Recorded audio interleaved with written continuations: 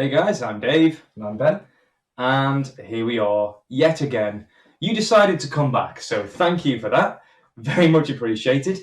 Today, we are going to look at the next super important concept. You've heard us banging on about it enough now. We've covered loops, we've covered variables. And they can't be that important, can they, if I'm not remembering them. Loops, variables, and this last of the three super important concepts is if statements, conditional statements. Now, to be honest, I think these are the easiest to get your head around. Yeah.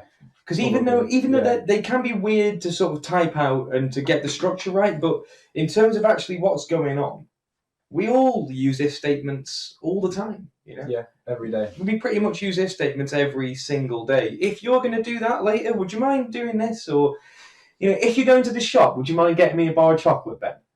I'm not paying for it. I'm not going to the shop. You are now. Oh, okay. You will be. Okay. After this. So I'm sure that you can think of a million examples of if statements that you have used on a day-to-day basis. We say it all the time, and I'm sure many of you have heard this one. If you eat all your vegetables, then you can have some extra ice cream or some sort of light variant of that. So if you know what we're talking about, then to be honest, congratulations, you know if statements. Pretty much. Pretty much. Just the syntax. Just the syntax is what we need to syntax cover. isn't that difficult. It really isn't. So, but however, once you know this, once you have got if statements as something under your belt, things really open up. So just using loops, variables, and if statements, you can achieve a lot, a serious amount. And we are going to write a program. Ben's already taken the liberty there of getting it all up and running. I didn't even realise you did that, to be honest. So you're seeing a blank project behind us. And we are going to write really just the most simple if statement that you can get. We're going to start off with a variable because oftentimes, not all the time, but oftentimes, if statements are used alongside variables. So you're checking a variable or you are doing something with it, checking it against something else. That's more often than not how they are used. So this is how we'll actually sort of get started here. We're going to begin with a variable called x. It's 0 to begin with. So if you haven't watched the variables tutorial, I do strongly recommend that you go back and watch that one because we are going to use that concept now going forward, assuming that you are totally happy with variables. Okay, Ben, so I guess what we need is a loop. And while this loop is running, we want to just increase the value of our x variable, just like before with the biscuits program. You remember that? Yes. That was a great old day. That was a great day. Favourite biscuit? Go on, you have 3 seconds. Custard creams. There you go. Wow. Ready with the answer. And custard creams are up there for me. And you? It's got to be chocolate chip hobnobs, I think. They hit all the bases, they've got that I'm not talking about biscuits. Right, so we've got increase our x variable. That's the first thing that we do in the loop. We're going to let's just print the value first. Let's do a clear before we increase x as well. Okay. Yeah. So we're just seeing the number appearing again and again. And also let's maybe do text size. Let's make it a little bit bigger for the purposes of the viewers at home. I don't know, 80? It's going to be quite large. And then if we just print the value of x. So we've got a variable counting up. Let's see what we have when we run this. Should just be okay. Well, this is our first error. We've forgotten something, Ben. Yeah. What have we forgotten? We've forgotten that. Pretty important one is update. And to think that we spent so long talking about it in the first video, and then we forget it. We're too eager. We're too eager to bring you this knowledge. Right, there we go. So we've got our x variable. It's just increasing. Because it's clearing the screen every single time, it's just staying in that top left corner, just increasing indefinitely. Okay, so we might want to do something if the value of that variable reaches a particular amount.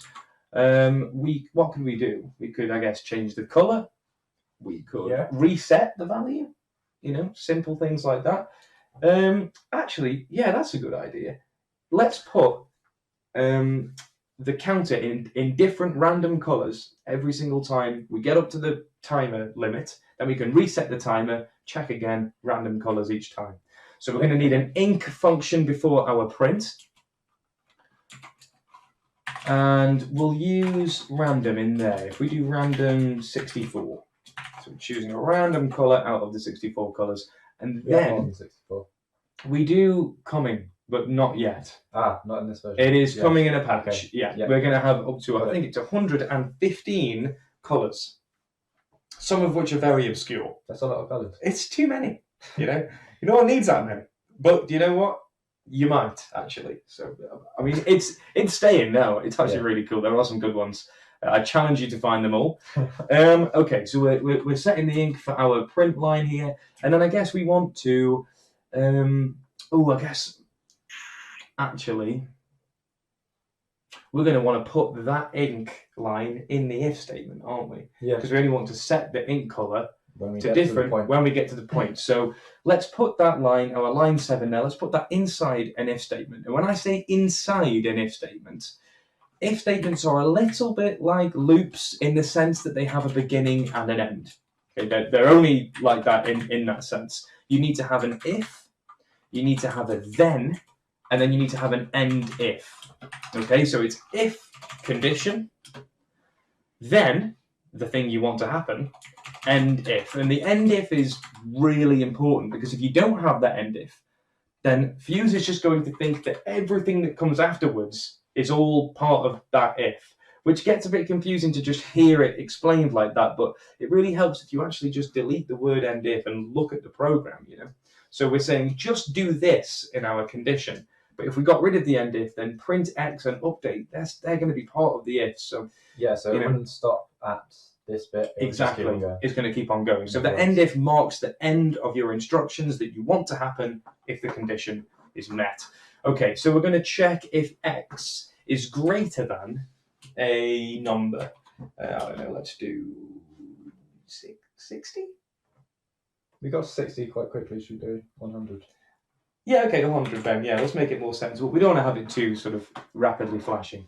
And I guess we're also going to want to reset the timer, aren't we? Because if x is greater than 100, then we change the ink colour. But then x is never going to be, you know, getting up there again.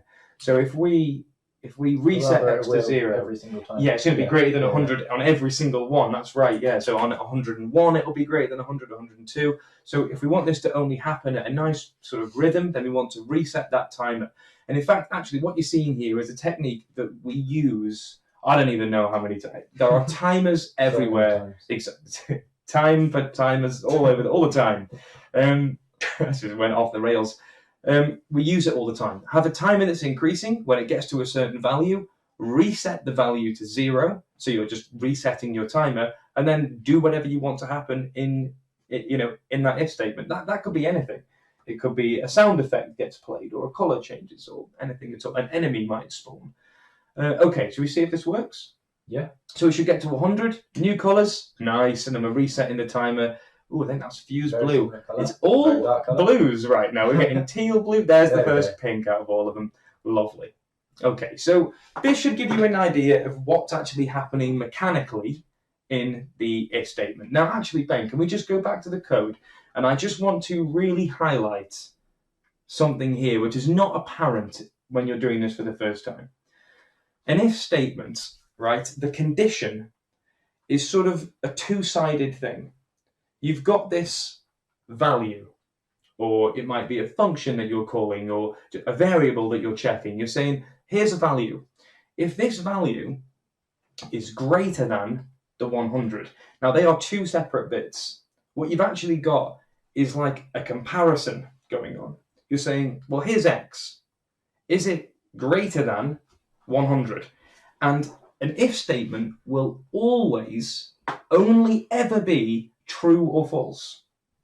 So you should think about your ifs in that way. When you're actually writing them out, imagine them, what is going to give me true here? What is going to give me false? So in this one, as soon as x is greater than 100, that if statement is true. And now we can go into the if statement and execute the instructions. Otherwise, it's false, because when x is 0 or 1 or 2 or 3, x is not bigger than 100, it is false. And it just skips on to the bit after. Yeah, that's very important to mention, actually. And if it does not satisfy the condition, it just ignores it. It just completely ignores it. So we're just going to print X and update as normal. So yeah, this should give you a basic idea of, mechanically how to even just write an if statement. There is actually something else that we probably should add here, yeah, let's talk about that a little bit now. So what you're seeing there on our if statement is if X and then the greater than symbol. Now, of course, you can replace that symbol with pretty much, well, not pretty much anything, but any operator. And an operator is it's something that performs an operation on the things that are given to it. So, for example, greater than. It checks to see if the things applied is greater than the thing that you're looking at. Less than is the exact same, but just the other way around. Now, there's another one, and you might not have seen this before. If you are experienced with programming, then you will recognize this, and there's no need for any concern. But if you are not that experienced, then you might not have seen this before, and it's a bit weird looking for a first-time viewer. It's called double equals, or equals equals. And it's different to normal equals. And if you actually look through the FUZE demo programs, what you will see is this all over the place, and hopefully now you'll understand what it is. When you have a single equals, like in the line below, that is called an assign. You are assigning a value to a variable. X equals 0. Name equals Dave. Gotta pick my own name. Such a narcissist. But with a double equals, what you're actually doing is saying compare these two things. And again, double equals is only going to give you true or false. X equals 100 is a statement. It's saying, is it exactly equal to 100? You're comparing two values on either side of the double equals. So I've got X, I've got my 100. If they are exactly the same, then the result of that comparison is true. And we can go into our if statement. Now, for timers, you'll rarely ever need equals equals. You can, to be honest, just use greater than or equal to, or less than or equal to, or just greater than or just less than. But greater than or equal to is like this. Yes. And like that is less. Exactly. Less they look like two sort of slightly different faces. I mean, the order that they come in is made sort of clearer by how you say it. Yeah. Greater than or equal. However, you do not need the equals equals if you're using greater than or equal to. It's just the greater than sign equals. So you wouldn't do this. Yes, you don't want to do that. You only ever need double equals if you are directly comparing two values rather than assigning something to something else. I think that is about as clear as we can get it. And I think so. Yeah, but do pay attention to your code because of it, because I have made that mistake more times than I want to admit. It's happened so many times where I'm complaining about a problem and I'm saying, Luke, what's going on? And he'll look at my program and just head in hands. David, equals. One day I will fully remember. But yes, do check that one out for future if you're struggling with an error. Okay, so we've got this fairly dull example of a program here. We can do one more thing to the if statement though, Dave. Oh, okay. What are you thinking of else? I am thinking of else. Very, very important, Ben. Yeah, before we move on, we should talk a little bit about else. Now, while Ben writes this in here, I will just tell you sort of a brief bit of what else is doing. Now, it's quite a simple one. And again, it goes back to how we actually speak to each other in everyday life. If you go across to the shop and get me a chocolate bar, I'll be your best mate. Or else, I won't talk to you ever again. Does that sound fair, Ben? No. It's a little bit extreme. What you're doing when you say or else, you are providing an alternate condition. Yeah. So you're saying, if the condition isn't met, this is what I want to happen. And this is really nice and clear when you really just try and imagine that the if statement is always giving you true or false. If it's not true, it's false. If it's not false, it's true. It can only ever be one of those two things. So if it's not in the if-then, it's going to be in the else.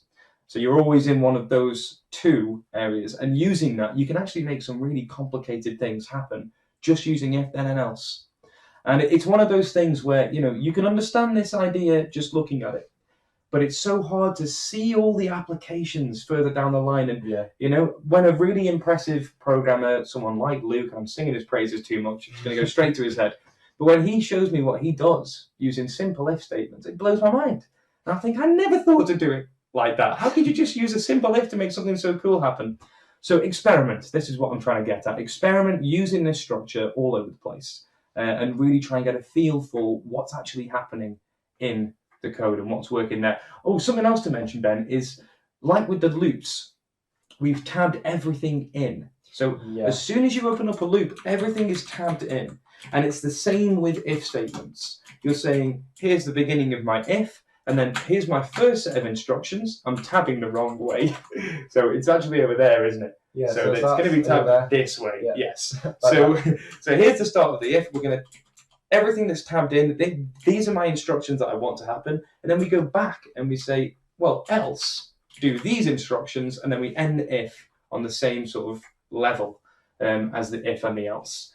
So this can just make it much clearer. Now, it's not really going to make a big difference to the clarity of small programs. But when you've got massive if statements, and believe me, you will have some big if statements if you try and make any sort of game that has anything colliding with something or multiple different states that need to be checked. It might be if this and this and this and this and this and this and this and this and this, then this. Else, if this and this and this, so it can get quite messy. Yeah. So structuring and formatting your code properly, very, very helpful. So Ben, what are we going to do if the timer is not bigger than 100? You put me on the spot here. Do you know what we could do? Actually, we could take, if you'll permit me to just take control of the keyboard, we could actually take our counter and put this here. Oh, that I just, I deleted it. I did not cut and paste. X plus equals 1.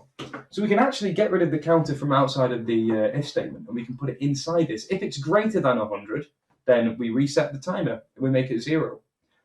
If it's not greater than or equal to 100, then we increase the timer. So there's a way of actually sort of just reducing it by one line. You can have that running with multiple timers. Really, really helpful. Okay, I think we should move on to a more sort of practical example. Okay. Now, I know that everything that we've done so far is just using text on the screen. And you'll have to be patient with us because to explain these concepts, we didn't want to overwhelm you guys by using lots of graphics and distracting things. So we're just using simple text examples, but if you stay tuned to the subsequent videos after these ones, we are going to start throwing objects around the screen, shapes and the like, and we'll look at some sort of classic game mechanics that use all of these concepts that we're talking about. So what have we got here then? What's this? It's a quiz.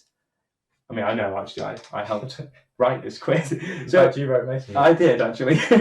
Now, a really nice example of if statements in practice is a quiz. It's just really, really simple. We have a question, we have an answer, and if the answer equals is exactly equal to the correct answer, then we might say correct, give you a point to your score, or maybe give you a bit of a compliment, maybe change the text color.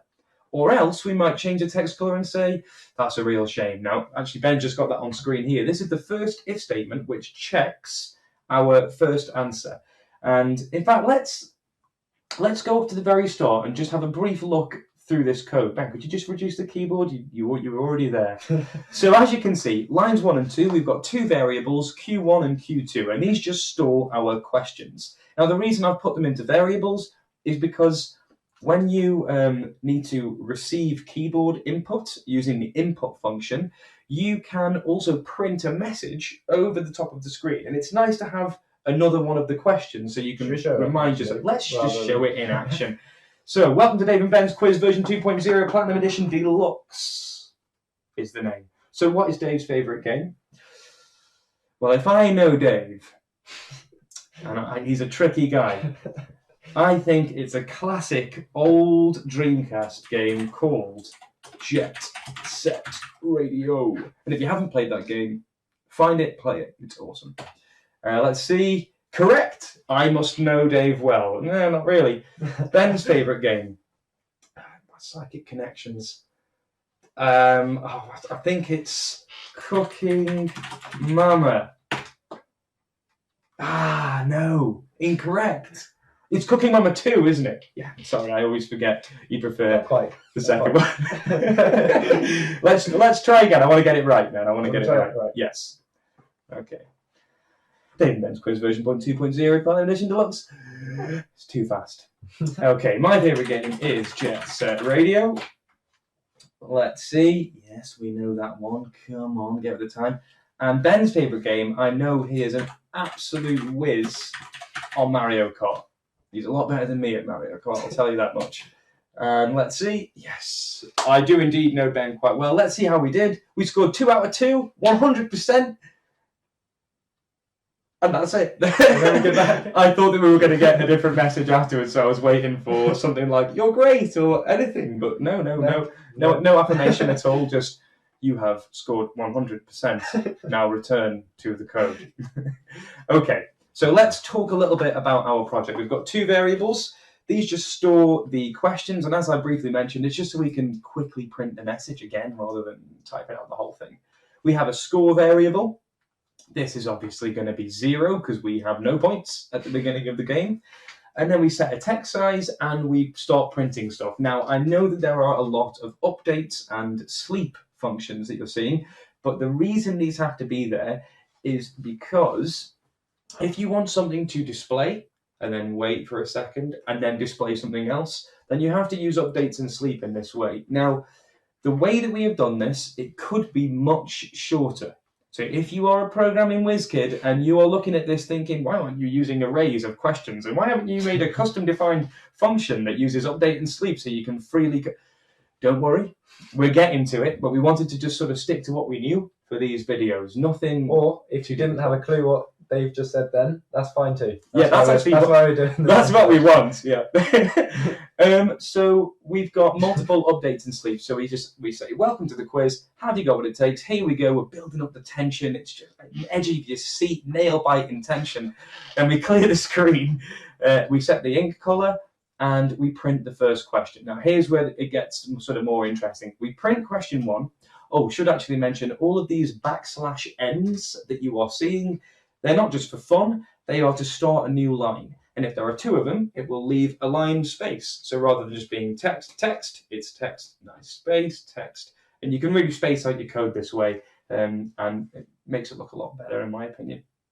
So we ask the question, we wait for a second, and then we let the user submit an answer. And we are creating a variable to do this called answer. And we say, here's a variable called answer. And inside it, notice we only use 1 equals, we're assigning something.